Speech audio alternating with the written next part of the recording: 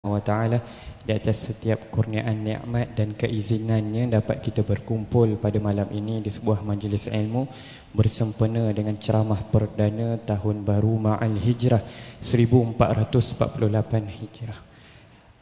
Jadi saya kira yang saya hormati Al-Fadil Ustaz Muhammad Ayum bin Warid, ibu-ibu, ayah-ayah yang dirahmati Allah sekalian.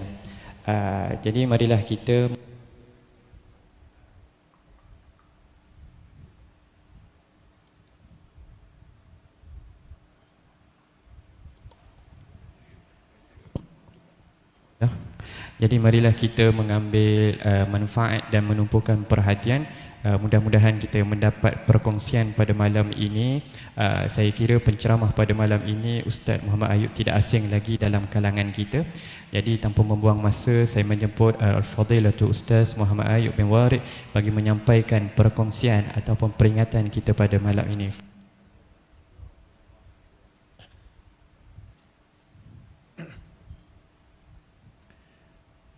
Assalamualaikum warahmatullahi wabarakatuh. Alhamdulillahirabbil alamin. Wal 'aqibatu lil muttaqin wala udwana illa 'alal zalimin.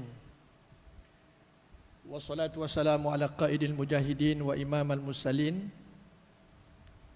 wa ala alihi wa ashabihi wa man tabi'ahum bi ihsanin ila yaumiddin. Alhamdulillah. Pertamanya dan selama-lamanya, marilah kita sama-sama memanjatkan setinggi-tinggi tanda rasa syukur kita yang tidak terhingga kepada Allah Subhanahu Wa Taala kerana masih lagi kita semua diberi peluang dan masih lagi diberi ruang oleh Allah Subhanahu Wa Taala. Mudah-mudahan dengan kehadiran tuan-tuan dan puan-puan akan sentiasa diberkati dan dirahmati oleh Allah Subhanahu Wa Taala dalam usaha kita untuk sama-sama berusaha mempertingkatkan keimanan serta takwa kita kepada Allah Subhanahu Wa Taala. Tuan-tuan dan puan-puan yang saya hormati sekalian, sebelum itu nak nyatakan, nak sebut tentang mereka-mereka yang saya kenal kot, yang saya hormati. Saya nampak sekarang ni Haji Husin je di ujung sana, Haji Husin Cincin. Siapa lagi yang saya hormati? Ayanda lagi, Haji Nisran, kekanda saya. Yang sebelah tu siapa nama? Yang dah arwah, Haji Tahir tadi disebut, Haji Tahir, Imam Dahlan, Imam Dahlan, Tuan Haji Jamaluddin. Semua mereka-mereka ni banyak menyumbang di Masjid Al-Faizin ini. Setiap tahun kita menyambut Ma'al Hijrah. Setiap tahun kita menyambut Ma'al Hijrah. Tahun berganti tahun. Sebelum ni 1447, law ni 1448 dah. Ini bermakna umur kita kian bertambah. Kita semakin dekat dengan Allah Subhanahu Wa Taala. Persoalannya tuan-tuan, adakah diri kita turut berubah? Dengan berubahnya tahun, adakah diri kita ini berubah? Hijrah ni tuan-tuan disebut hijrah. Dari sudut bahasanya, memutuskan, memaling, berpindah daripada sesuatu kepada sesuatu yang lain. Sama ada ianya berupa tempat. Dulu berada di tempat-tempat yang tak berapa baik. Lalu ni berhijrah, memaling, meninggalkan tempat yang kondusif. Begitu juga dengan benda Dulu suka ambil benda-benda yang dilarang oleh agama. Hari ini berhijrah, nak ambil benda-benda yang halal lagi thayyibah. Juga berlaku penghijrahan ini dari sudut sikap.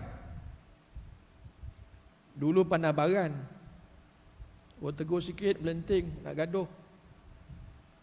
Lo ni hijrah dah tak nak adanya sifat pandai baran, nak jadi penyabar, nak jadi orang yang sopan santun, nak jadi orang baik. Inilah hijrah tuan-tuan, seperti mana yang disebut oleh Allah SWT mengenai dengan hijrah ini, alladzina amanu wa hajaru wa jahadu fi sabilillahi bi amwalihim wa anfusihim. Orang-orang yang beriman, orang-orang yang berhijrah, orang-orang yang berjihad pada jalan Allah Subhanahu wa taala dengan harta dan juga dengan jiwa mereka. Ulaika humul faizun.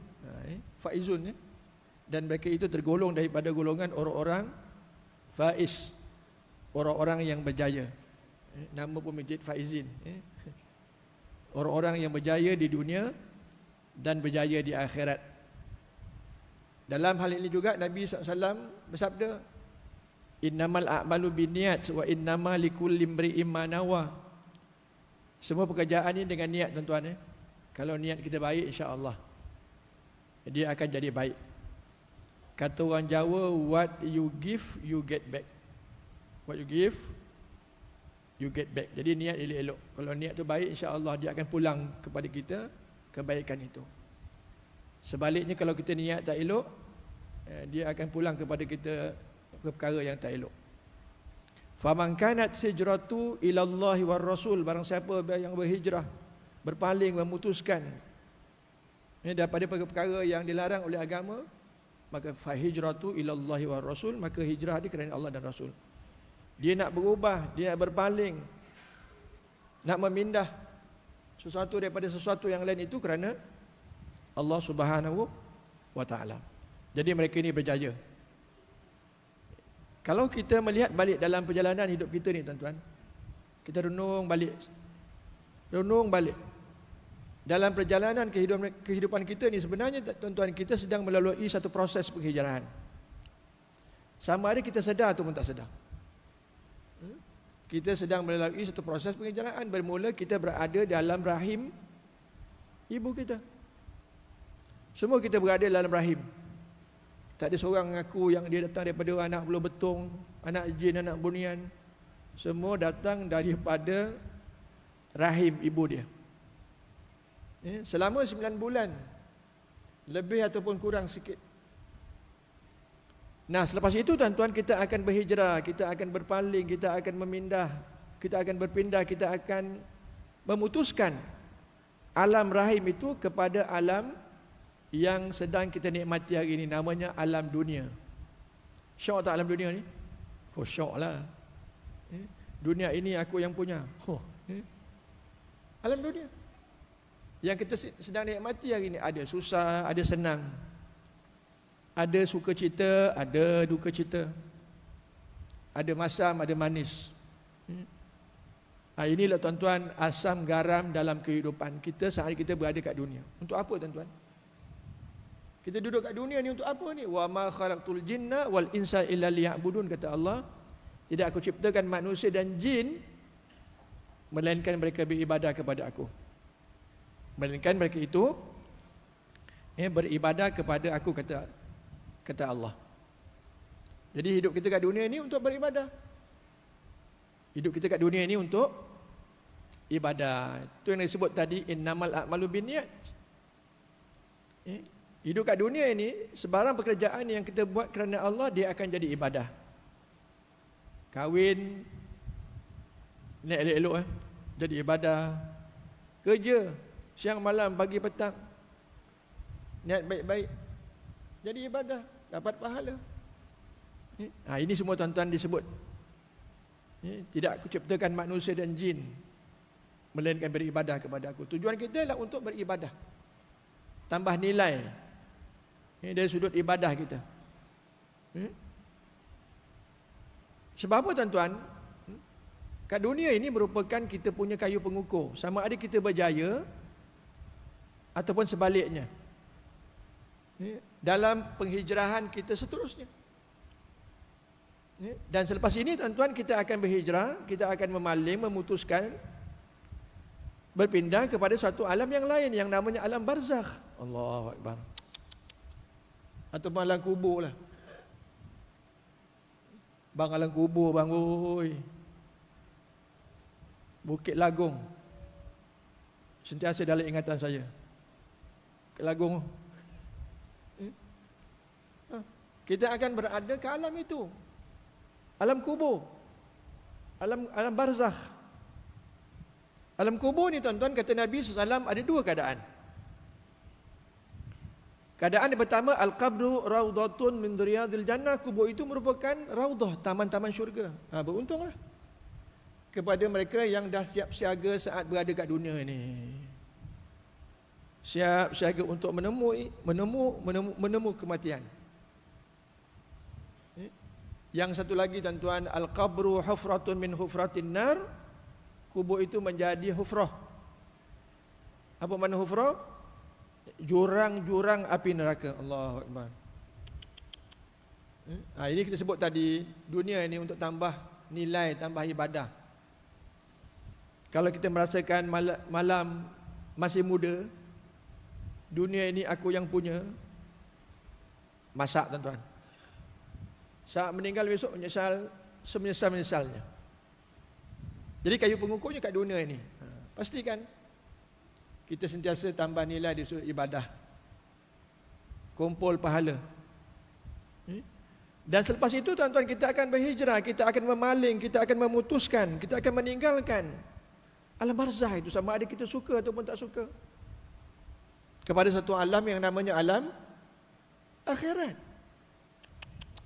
Bang, alam akhirat ni bang, semua manusia satu ketika nanti akan dihimpunkan dan akan dibangkitkan semula. Bukan bangkit semula jadi zombie tuan-tuan. Dibangkitkan semula, dihimpunkan oleh Allah Ta'ala di padang mahsyar. Semua, tidak ada pengecualian walaupun seorang pun tak ada kecualian. Sama ada meninggal berkubur ataupun meninggal tak dikubur. Bermula Nabi Adam AS sampailah umat akhir zaman bang, semua manusia dikumpulkan. Dan pada ketika itu kita dihisap. Dan pada ketika itu kita dihisap. Kita akan diperhitungkan amalan kita bila? Kat dunia ni lah. Kayu ukurnya kat dunia ni. Kayu pengukurnya kat dunia ini. Dihimpunkan di padang mahsyar. Nak tahu padang mahsyar macam mana? Pernah tengok kan orang wukuf di Arafah kan? Gitulah. Baju sama.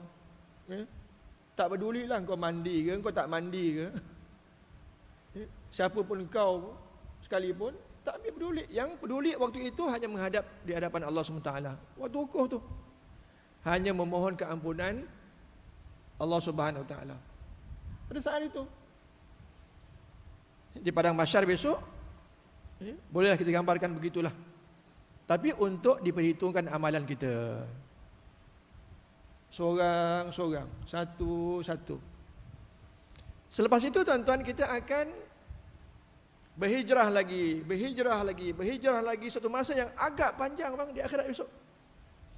Ujungnya syurga dan neraka. Ujungnya syurga dan neraka. Penghijrahan kita yang terakhir. Mereka yang dianugerahkan syurga oleh Allah Ta'ala, kata para ulama seperti mana yang disebut oleh Syekh Ibrahim Laqani dalam kitab dia Jauhara At-Tauhid, khalidina fiha abada. Orang yang masuk syurga ni kekal abadi selama lamanya, tak keluar-keluar. Tak keluar-keluar. Alhamdulillah, doa tuan-tuan sama-sama kita. Dimasukkan oleh Allah Ta'ala dalam syurga. Itu nanti kita akan sebut nanti tentang ukhuwah Islamiyah ni. Kat dunia kita bertemu, kat akhirat kita bertemu sekali lagi bang. Ingat, pertemuan kita dalam masjid ini bertemu, dan akhirat kita akan bertemu sekali lagi. Mudah-mudahan kita bertemu dalam syurga. Dalam syurga. Satu golongan lagi masuk neraka. Dan neraka ini tuan-tuan, ada dua keadaan, kata Syekh Ibrahim Lakhani. Keadaan yang pertama, dikekal duduk dalam syurga, dalam neraka selama-lamanya, tak keluar-keluar. Tak keluar-keluar. Sebab apa tak keluar-keluar? Sebab kat dunia ni tuan-tuan, dia ada melakukan syirik kepada Allah. Ini bahayanya syirik. Mempersekutukan Allah Ta'ala akan sesuatu itu syirik. Kekal abadi selama-lama dalam neraka bang, tak keluar-keluar. Jadi pastikan jangan kita terpalit, terkena dengan penyakit mempersekutukan Allah Subhanahu Wa Ta'ala. Bertobatlah kepada Allah. Dan satu golongan lagi, dia diseksa oleh Allah Ta'ala sebab dosa yang dia buat saat kat dunia ini. Dia tak syirik, tapi dia ada buat dosa, lalu diseksa oleh Allah. Dan akhirnya setelah habis tempoh, dia keluar juga. Dia keluar ke mana tuan-tuan? Masuk syurga. Ada orang kata, tak apalah ustaz, neraka pun neraka lah, yang penting masuk syurga. Bang, neraka ni bang, dia macam, bukan macam penjara Sungai Buloh. Dia bukan macam penjara Kajang bang. Penjara pun boleh healing-healing tau. Penjara pun ada rehat. Makan 1 hari 3 kali. Siapa ada pengalaman? 3 hari makan, silap 4-5 kali makan 1 hari. Petang boleh bersukan, petang malam boleh tengok TV, itu ini, bolehlah buat aktiviti sendiri kan. Neraka ni kata Allah Ta'ala, la yamutu fiha wa la yahya, tidak ada kehidupan dalam neraka ni. Dia akan diseksa dan diseksa, terus diseksa, tak ada rehat-rehat. Dan seperti mana yang digambarkan oleh Nabi SAW waktu Isra' dan Mi'raj, kan? Nabi digambarkan tentang keadaan neraka ni bang. Allah. Nabi cerita kat kita. Contoh kalau dia tak solat, kepala dia akan menghentakkan kepala kat batu. Hentak, elok hentak. Tak ada berhenti bang. Itu disebut la yamutu fiha wa la yahya, tidak ada kehidupan dalam neraka ni. Dia akan terus diseksa dan terus diseksa. Tak ditangguh-tangguh. Jadi itulah tuan-tuan keadaan penghijrahan kita itu nanti. Kita akan menemui penghujungnya, syurga atau neraka. Jadi doalah kepada Allah, mudah-mudahan semua kita masuk syurga. Kebanyakan manusia yang berjaya, mereka yang suka berhijrah. Mereka yang berhijrah. Kebanyakan, kalau kita lihat dalam perjalanan kita ni, orang berhijrah ni, dia akan berjaya. Kerana dengan hijrah tadi akan mewujudkan suasana yang baru. Akan mewujudkan hijrah ni suasana yang baru. Daripada suasana yang hiruk-piruk, yang tak syar'i, kepada suasana yang syar'i. Berjaya dia. Menjauhkan daripada suasana yang hiruk-piruk, yang tak syar'i itu, kepada satu suasana yang baik. Contoh duduk dalam masjid, dalam surau, dalam usrah. Ini tuan-tuan, berjayanya mereka yang berhijrah. Dan berhijrah juga akan mewujudkan satu cabaran yang baru. Apa tak cabarannya? Dulu malam minggu suka ke sana ke sini kan? Ke sana ke sini, ke Sanun. Malam minggu bang, malam masih muda. Tapi lo ni tak nak dah pergi. Ke sana ke sini, ke Sanun tu. Malam minggu kalau boleh, nak duduk masjid, nak dengar kuliah, nak duduk tempat-tempat yang baik lah, tempat-tempat yang baik. Cabaran. Kadang kawan datang, Mat, malam masih muda lah Mat, direct lah, malam minggu ni pun jom Bandar Kosmo, Taman Kosmo, Cosmopolitan kan. Malam minggu memang menarik. Kadang cabaran. Kepada mereka yang nak berubah, ni cabaran. Cabaran. Kalau dia menjauhkan cabaran yang buruk tadi, dia akan berjaya. Dia akan berjaya, dan ini semua akan mendewasakan ataupun memotivasikan dalam hidup dia sebagai seorang yang nak berubah dalam kehidupan. Kalau kita melihat tuan-tuan dalam sejarah Nabi sallallahu alaihi wasallam mengenai dengan hijrah ini, Dalam Islam pernah berlaku beberapa episod penghijrahan. Nabi diangkat menjadi Rasul ketika umur Nabi 40 tahun. Nabi diangkat menjadi Rasul ketika umur Nabi 40. Kelangsungan 40 tadi sampai ke 13 tahun. Nabi diangkat menjadi Rasul ketika itu Nabi tinggal di Mekah. Jadi 40 campur 13, 53 tahun. Nabi berhijrah nanti kita akan sebut di Madinah.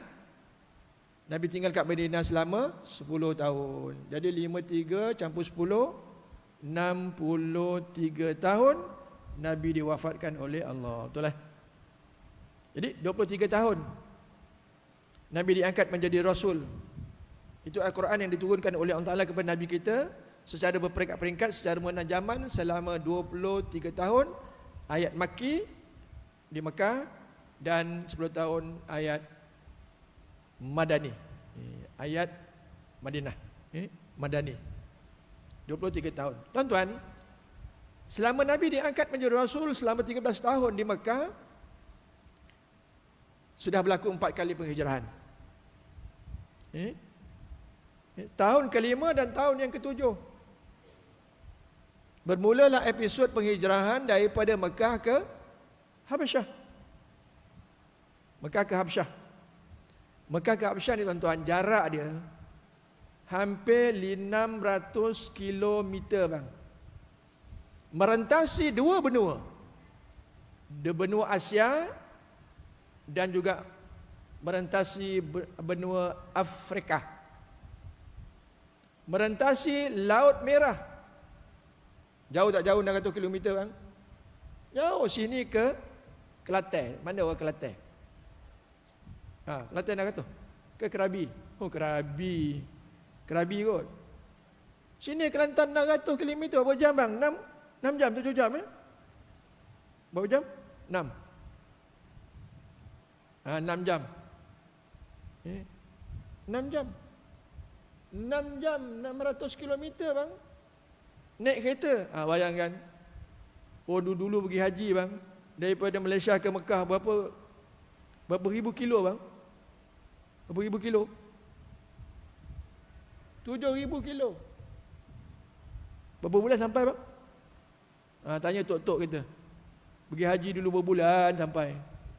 Tak sampai-sampai. Bangun tidur. Mau 3-4 bulan juga sampai kan? Nampak? Demi nak menyahut seruan Allah Ta'ala menjadi tuyul Rahman. Sanggup? Ke Habasyah tuan-tuan, jarak dia 600 km. Lalu ni disebut sebagai Ethiopia, benua Afrika. Sebab apa ke sana tuan-tuan? Nabi arahkan sahabat ke Habasyah untuk menyebarkan agama Islam, untuk berdakwah dan menyebarkan agama Islam. Sebab Mekah kurang kondusif untuk berdakwah. Abu Jahal, Abu Lahab tak bagi. Tak boleh berdakwah. Tak boleh berdakwah. Kalau berdakwah, kena seksa. Kalau berdakwah juga ada yang kena bunuh. Nampak? Jadi Mekah negara yang tak aman untuk berdakwah. Jadi nak elakkan daripada penyiksaan dan juga penderitaan para sahabat, Nabi arahkan mereka untuk berhijrah supaya dapat mood, kekuatan balik. Kita macam tu juga tuan-tuan, kadang boring-boring kerja kan, cik kerja je. Kena cuti lah sehari dua, rehat-rehat, healing-healing sikit kan, betul boring-boring, kadang kita kena duduk rehat dan sebagainya. Begitu dalam hidup kita, begitulah. Kadang kita tension satu pekerjaan itu, satu masalah itu, kita kena ambil mood rehat lah, untuk kita refresh balik dalam hidup kita. Jadi para sahabat pergi ke Habasyah. Dia ada raja tuan-tuan, raja dia nama Raja Najasyi. Habasyah ini agama resmi, agama Nasrani. Walaupun agama Nasrani, dibenarkan Islam itu datang untuk menyebarkan agama Islam di Habasyah. Very welcome lah. Orang Mekah tak welcome bang. Penduduk sendiri, tempat sendiri. Tapi di Habsyah ni di welcome. Dan kita lihat bagaimana umat Islam berada di Habsyah, Ethiopia, menyebarkan agama Islam, berdakwah sebab raja ni bagi untuk berdakwah. Hasil daripada penghijrahan membawa agama itu, dalam sejarah menceritakan tentang bagaimana 30 orang daripada Nasrani Najran datang jumpa Nabi di Mekah untuk mengiklankan keislaman mereka. Allahu Akbar. Bang, mari jauh bang, 600 km daripada Habsyah ke Mekah semata-mata untuk bertemu dengan Nabi sallallahu alaihi wasallam. Terlalu teruja mereka untuk bertemu dengan Nabi, bang. Itu kalau kita pergi Madinah, pergi makam Nabi ni kan, Allah. Apa perasaan bang?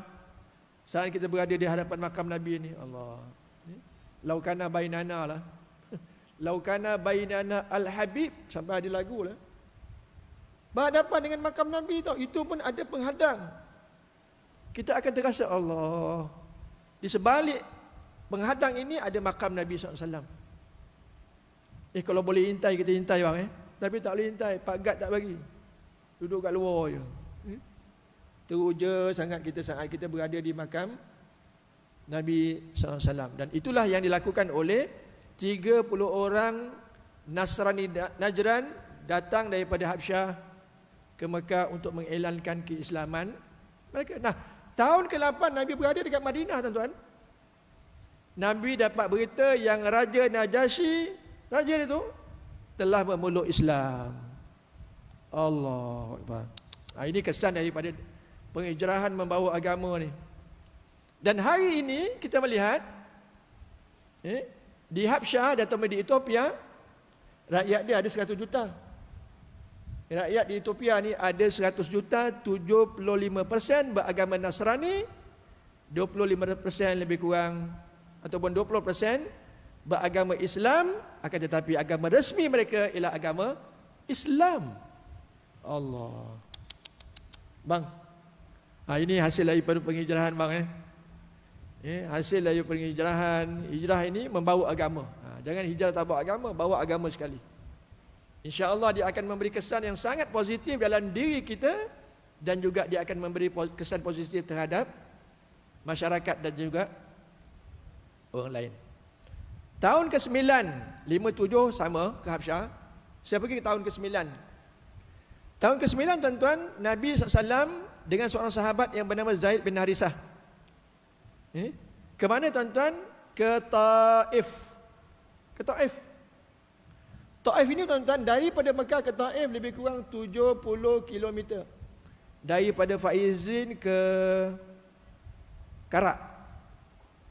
Daripada Faizin ke Kelang, Pulau Indah. Lebih kurang 70 km. Ke Kuala Selangor tempat saya. 70 kilo bang.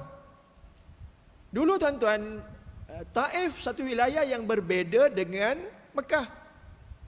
Mekah yang dikuasai oleh orang Quraisy, Arab Quraisy yang menyembah berhala, dan di Taif bangsa Arab yang menyembah berhala daripada golongan Bani Thaqif.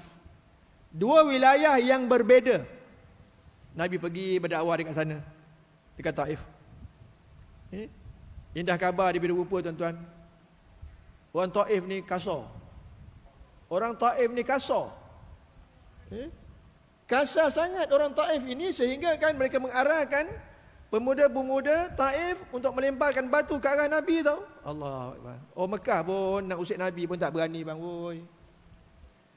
Sehingga berdarah tubuh Nabi bang. Kasar orang Taif ni. Sehingga berdarah tubuh Nabi sekonyong-konyong. Malaikat datang mempelawa Nabi untuk menterbalikkan dua golongan Taif, memusnahkan penduduk Taif ini. Biar jangan wujud lagi penduduk Taif ini. Hilang daripada radar. Kasar orang dia. Kasar bang. Kalau tuan-tuan lah kena baling batu, tiba ada berada nak tolong, tuan-tuan bagi ke ataupun tuan-tuan kata sabar je lah. Sabar je lah. Bang, Nabi SAW cinta kepada umat ni bang. Sangat sayang kepada umat ini. Umat dia, umat Nabi. Sangat sayang. Nah, bukti. Nabi tak balas seperti mana yang diminta yang dipelaru oleh malaikat bang. Seraya Nabi berdoa kepada Allah. Weh, orang yang zalim kita, orang yang nanya kita, orang yang melempar batu kepada kita, maki kita nak doa untuk dia ke? Nak doa untuk dia, krik. Fikir 2 kali ya. Tak kot. Dah dia hentam aku, pukul aku, takkan aku nak doa untuk dia pula. Nabi sayang kepada umat. Seraya Nabi berdoa, Allahumma ighfir liqaumi fa innahum la ya'lamun. Ya Allah, ampunilah dosa kepada kaumku. Allah. Dah berdarah bang oi. Mohon kepada Allah supaya dia berikan keampunan kepada kaum Nabi. Fa innahum la ya'lamun, sesungguhnya mereka itu tak tahu. Ini cara berdakwah tuan-tuan. Audiens ni tuan-tuan bukan semua orang reti. Orang ramai ni bukan semua tahu tentang agama ini. Kadang ada yang tak tahu. Zero agama dia, kosong.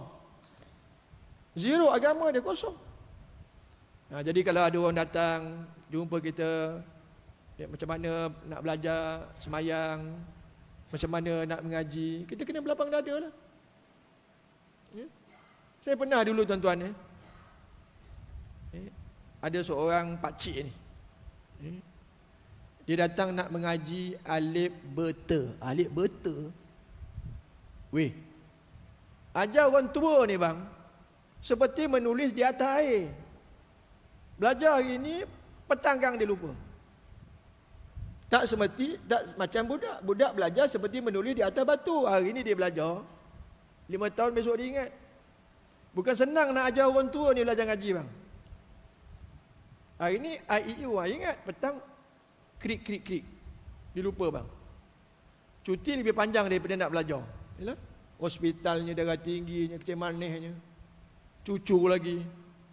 Banyak sabar. Nanti datang jumpa saya nak belajar alif beta je, AIU tu je. Kalau Fatihah okey lah kan. AIU dah lah uncle pula tu. Tengok dah betul-betul dia tak tahu, dia betul-betul mengharap nak belajar.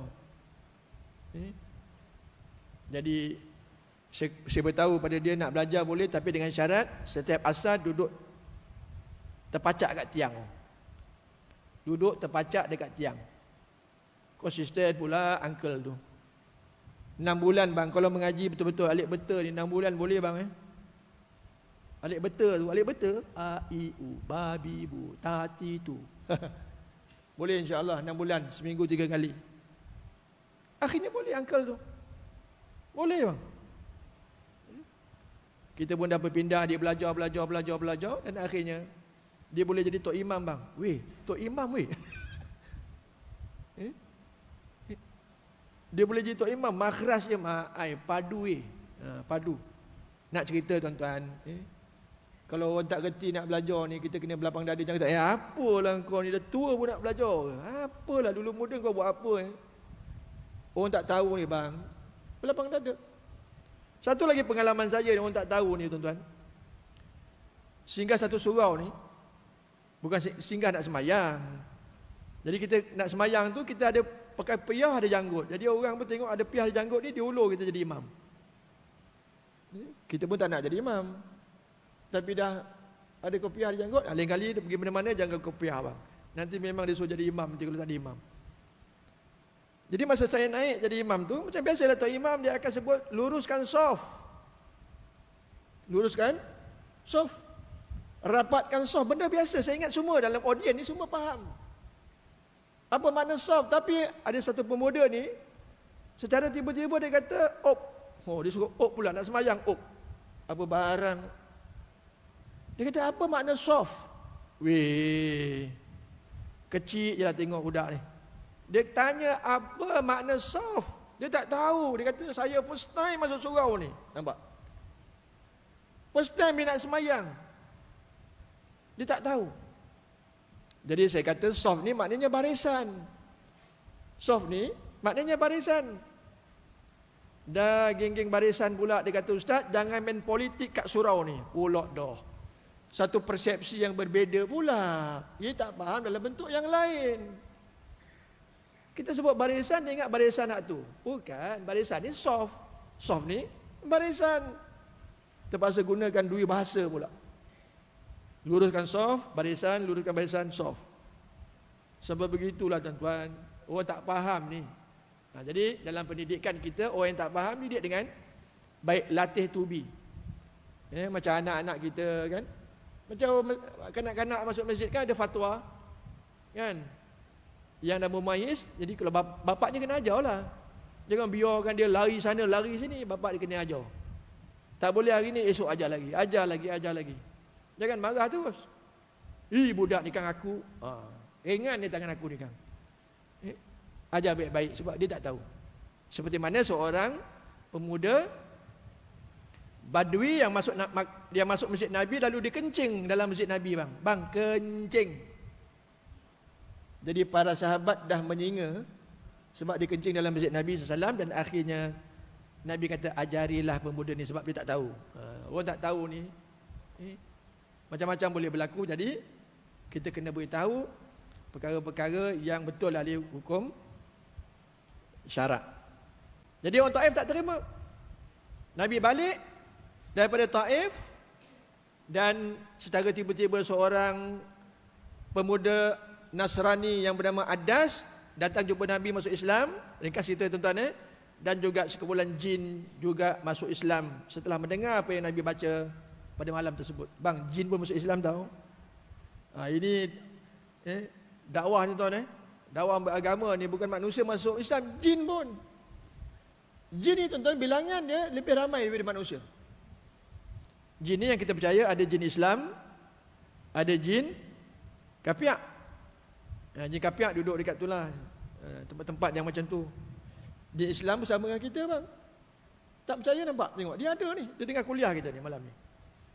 Itu yang kita tak nampak dia, hikmah dia. Dia nampak kita. Kalau kita nampak dia bang, tak cukup kaki kita nak lari.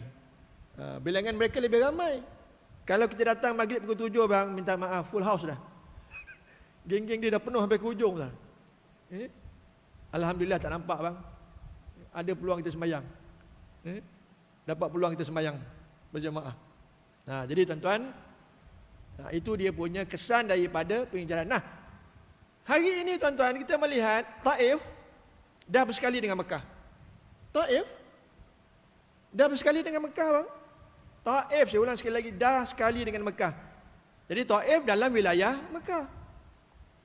Taif dalam wilayah Mekah. Ibnu Abbas, orang Mekah, meninggal di Taif. Kepada siapa yang pergi Taif ada makam di situ. Ada seorang sahabat yang mulia tuan-tuan, orang Taif asal, dia berdakwah kepada kaum dia dan kaum dia akhirnya bunuh sahabat ini. Nampak? Kasar. Dan akhirnya kita lihat bagaimana Taif berada dalam wilayah Mekah. Sampai restoran Taif ada tempat saya bang. Restoran Taif, restoran Arab lah. Nasi Arab sampai dia berniaga sampai ke di Sungai Buloh. Tengok Taif macam menyinga je. Tapi fikirkan balik dah bagus dah orang Taif ni. Ramai orang yang baik-baik berada di Taif. Itu kesan daripada dakwah Nabi sallallahu alaihi wasallam. Tahun ke-13 Nabi berhijrah ke Madinah. Ke Madinah ni tuan-tuan, sebab Madinah ni negara yang kondusif untuk berdakwah, untuk mewujudkan masyarakat serta mendirikan negara Islam yang berpaksikan kepada undang-undang Islam. Nabi ke Madinah. Itu yang Nabi pergi Madinah ni tuan-tuan. Orang Madinah ni Nabi datang tola'al badru alaina tahu. Orang Taif baling batu, orang Mekah seksa. Orang Madinah very very welcome lah kehadiran dan kedatangan Nabi dan para sahabat bang. Sangat welcome. Sampai ada nasyid kan, tola'al badru alaina. Ada 3 agenda yang Nabi bina saat Nabi berhijrah daripada Mekah ke Madinah. Ada 3 perkara yang besar yang Nabi bina dan ianya menjadi inspirasi kita hari ini. Dan ianya menjadi inspirasi hari ini. Yang pertama iaitu bina masjid. Binaul masjid. Bang, Nabi datang daripada Mekah ke Madinah 400 kilo bang, oi. Semata-mata untuk bina masjid. Sebab kat Mekah, Abu Jahal, Abu Lahab tak bagi kebenaran untuk membina. Dia punya PBT tak bagi. Nak dakwah pun tak boleh, bina masjid lagi tak boleh. Tapi di Madinah very welcome lah. Masjid yang pertama yang dibina oleh Nabi SAW, Masjid Quba, di pinggir Madinah. Ini semua orang tahulah, kalau dia pergi Madinah dia akan ziarah ke Masjid Quba yang ada 2 kiblat tu. Satu ala ke Baitul Maqdis, satu ala ke Mekah. Nabi masuk ke Madinah, Nabi bina satu masjid lagi, Masjid Nabawi. Nah, bermula episod itulah kita lihat hari ini bagaimana perkembangan pembinaan masjid cukup positif. Nampak? Penting. Kajian menunjukkan sampai hari ini dah lebih kurang 3.5 juta masjid yang ada satu dunia ni bang. Bang. 3.5 juta, oi. Dengan masyarakat Islam seramai 2 bilion. Kalau di daerah Gombak ini ada lebih kurang 50 masjid. Kian lama kian bertambah dan terus bertambah dan terus bertambah. Surau di daerah tuan-tuan ni hampir 100 ke 200. Perkembangan membina masjid cukup positif. Jadi Nabi bina masjid. Nabi tak bina istana, Nabi tak bina rumah bang. Nabi bina masjid. Dan ini menunjukkan bahawasanya asas pembinaan masyarakat Islam bukanlah di pasar, bukanlah di taman, bukanlah di kelab, akan tetapi ianya berfungsi di masjid. Zaman Nabi SAW seperti mana yang kita maklum, fungsi masjid ialah tempat ibadah, pusat ilmu, tempat masyarakat, pentadbiran, tempat penyatuan ummah dan berbagai-bagai lagi lah. Jadi kejayaan Nabi SAW perhijrahan ini berkaitan rapat dengan kemakmuran masjid. Persoalan dia tahun berganti, masjid tetap menanti. Masjid sentiasa menanti kehadiran kita. Sedang jemaah yang saya hormati sekalian, saya nak pergi agak panjang sikit bincang pasal masjid ni. Dia ada 3 agenda yang besar pembinaan masjid. Aqdun muakhah, iaitu mempersaudarakan 2 Muhajirin dan Ansar Aus dan Khadraj. Dan yang ketiga, Nabi bina undang-undang dasar dan juga undang-undang Islam. Jadi setiap tahun tuan-tuan kita menyambut tahun baru hijrah ini. Ada di kalangan kita yang tambah usia. Betul 1447, 1448 dah naik setingkat. Dah setahun. Ada yang dah bersara di kalangan kita. Ada yang kehilangan insan yang sangat kita sayang. Orang lama dikenalkan Haji Dahlan kan, Imam Dahlan. Imam dah kembali ke rahmatullah. Imam Haji Tahir kan, Bilal kita. Haji Jamaluddin. Ini tuan-tuan yang kita sebut tadi, arwah. Kehilangan kita insan-insan yang sangat kita harapkan dalam masyarakat. Ada yang di kalangan kita tambah rezeki, boleh? Rezeki kan bertambah. Ada di kalangan kita yang berjaya dalam kehidupan. Namun di sebalik semua perubahan itu tuan-tuan, kita lihat masjid tetap menanti. Dulu 20 tahun faizin, dia tetap jadi faizin juga. Dia tak jadi faizun.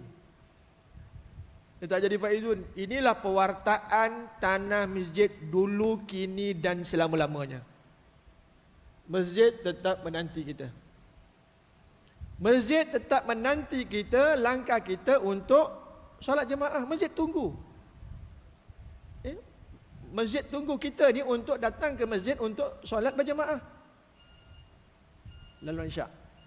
Kita bagi laluan azan isyak dulu, nanti kita sambung sikit lagi. Silakan.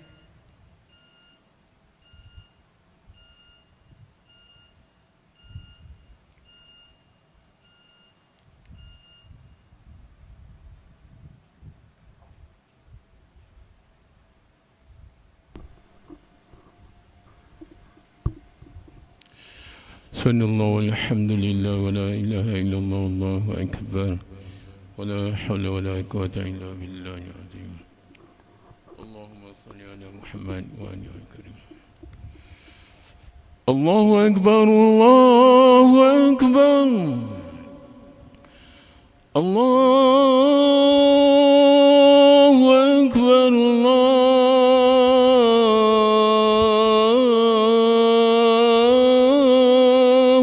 akbar. Asyhadu an la ilaha, asyhadu an la ilaha illallah.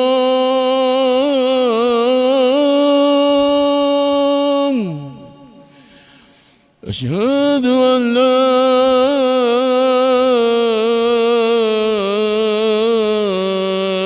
إله إلا الله.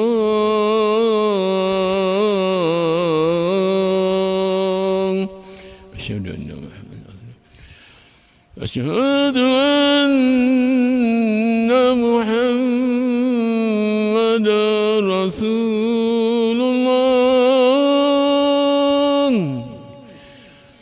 أشهد أن محمدا رسول الله.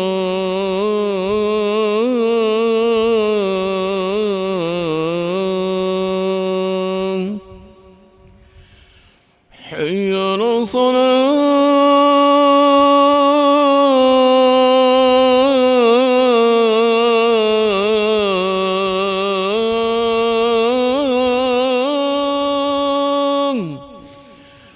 حي على الصلاة.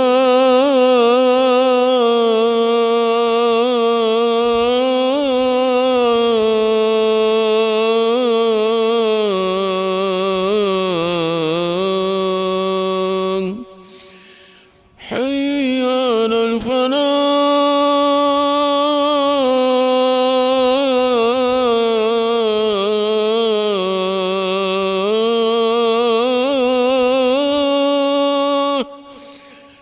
حي على الفلاح.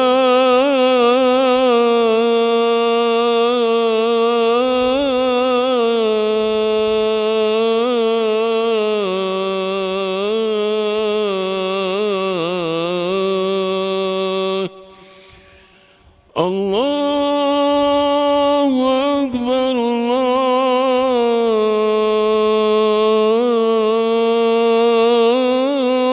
الله أكبر. لا إله إلا الله.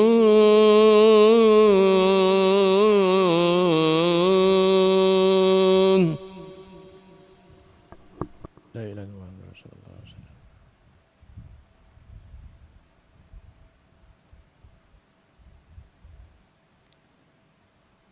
Baik, kita sambung sikit lagi tuan-tuan dengan izin. Jadi saya sebut tadi, setiap tahun kita menyambut Ma'i Hijrah ini, dan kita lihat perubahan-perubahan yang berlaku lah dari segi usia bertambah, orang yang kita sayang meninggal, dah pergi, ada yang berjaya, ada yang ditambah rezeki. Jadi di sebalik perubahan itu tuan-tuan, ingat masjid tetap menanti. Masjid tetap menanti.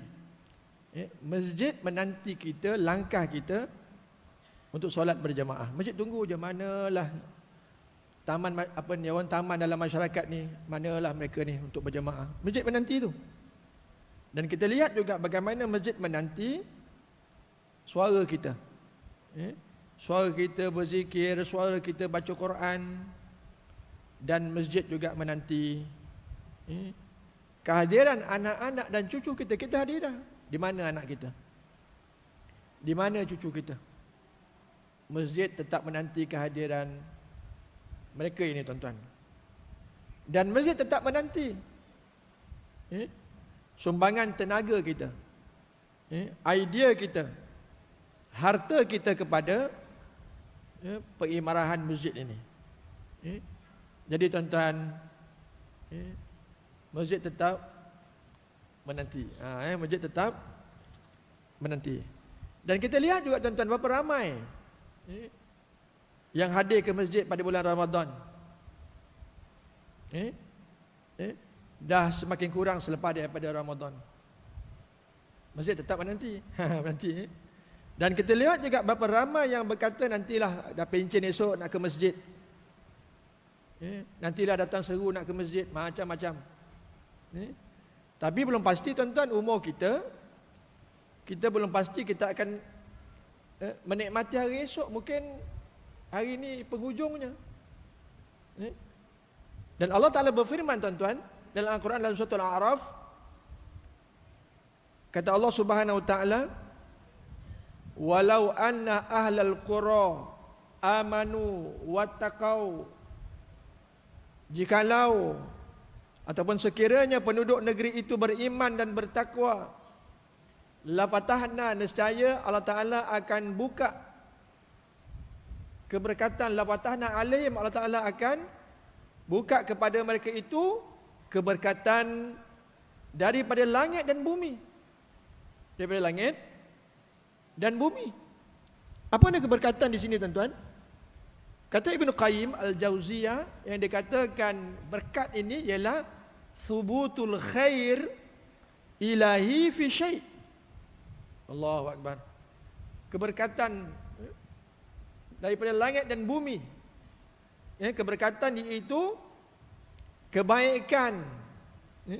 Tetap berterusan kebaikan itu. Maknanya orang yang beriman dan bertakwa dalam sebuah negeri itu, kampung, masyarakat, diturunkan oleh Allah keberkatan, yang mana keberkatan itu senantiasa dan berterusan datang daripada langit dan datang daripada bumi. Ini tuan-tuan yang disebut tadi tentang penghijrahan. Jadi sebenarnya dengan ma'al hijrah ni tuan-tuan, kita lakukanlah beberapa penghijrahan. Memang tak tidak kita kena ubah. Hijrah katakan daripada solat bersendirian di rumah, kita hijrah kepada solat berjamaah. Dulu suka sembahyang sorang-sorang kat rumah. Lawan ni berubahlah tuan-tuan. Nak sembahyang berjamaah di masjid. 23 darjat, ada yang kata 25. Bayangkan 25 kali dengan 5. Kalau 1 kali 5, 5 je sehari. Bang, 25 pahala bang. Ataupun 27 kali dengan sehari. Sehari kali dengan sebulan. Sebulan kali dengan setahun. Allah. Tak terkira banyaknya pahala berjamaah ini. Dan juga kita kena lakukan penghijrahan ini daripada jarang-jarang ke masjid kepada istiqamah untuk hadir ke masjid. Dan juga kita kena hijrah. Sebelum ini menjadi pemerhati. Tengok aja. Dan hari ini kita akan jadi penyumbang. Kita membantu idea, membantu kederat masjid menanti kita bang. Dan hijrah juga. Daripada membaca media sosial yang hari-hari kita baca. Bangun tidur je, nak tidur je, scroll tengok hari-hari. Agak satu hari berapa kali bang? Satu hari berapa kali kita tengok ni? Ada 1000 kali. Banyak Ustaz. Siang, malam, pagi ke petang. Lain bilik air pun kadang bawa benda ni. Dalam bilik air pun bawa. Punya penting lah telefon ni. Tak apa. Hijrah lah bang. Kepada membaca Quran. Kepada dengan membaca Quran, berzikir setiap hari. Ubah. Dan juga hijrah kepada hanya memikirkan dunia semata-mata. Lah ni kita fikir akhirat lah. Lah ni kita fikir akhirat. Baik. Hadirin yang saya hormati sekalian. Jadi kita sebut tadi tahun demi tahun berlalu. Satu ketika nanti mungkin nama kita dah tak ada dekat taman ni. Nama kita dah tak ada dekat taman ini. Akan tetapi mudah-mudahan amalan kita tetap bersemadi di masjid ini. Itu kita suka tuan-tuan.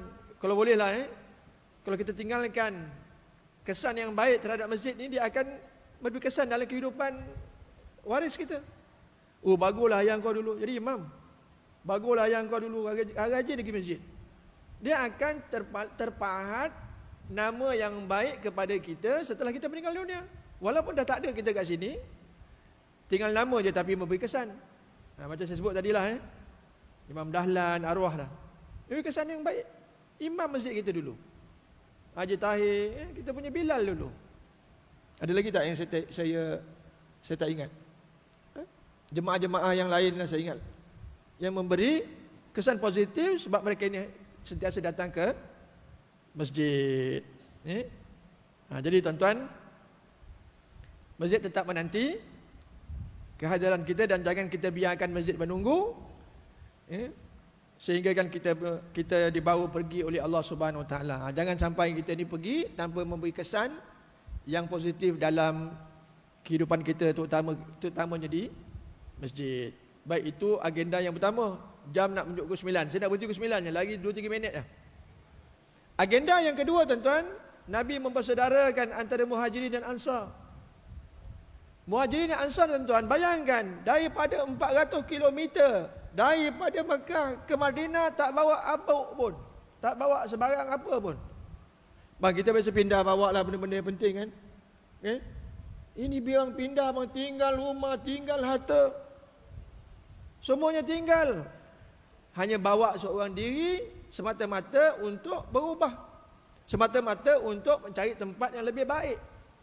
Itu disebut sebagai Madinatul Munawwarah, Madinah yang lu'la'-lu'la' bercahaya. Mekah disebut Mukarramah, Madinah Munawwarah. Apa yang namanya Munawwarah? Bercahaya. Daripada Madinah, cahaya berkembang ke Yaman.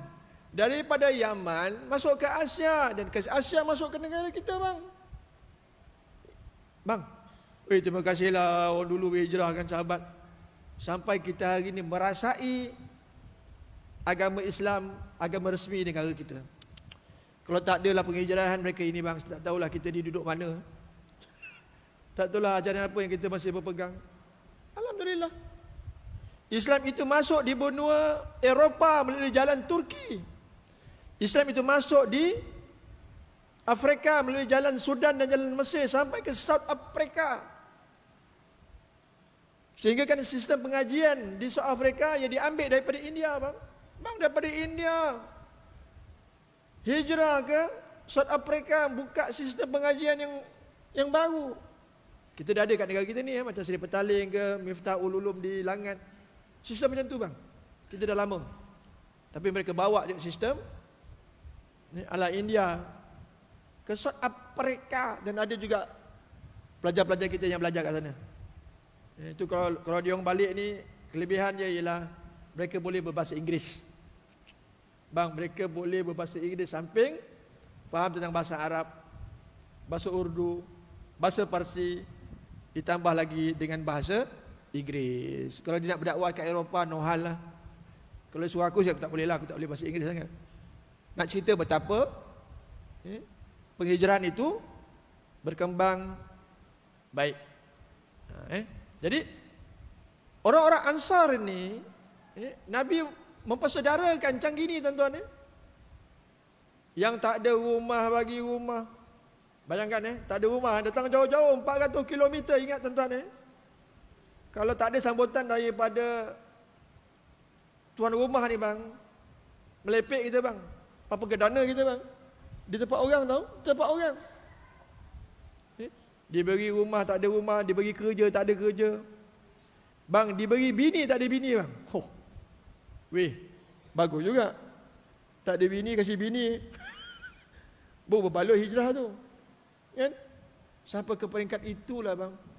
Bantu dan terus membantu, dan terus membantu.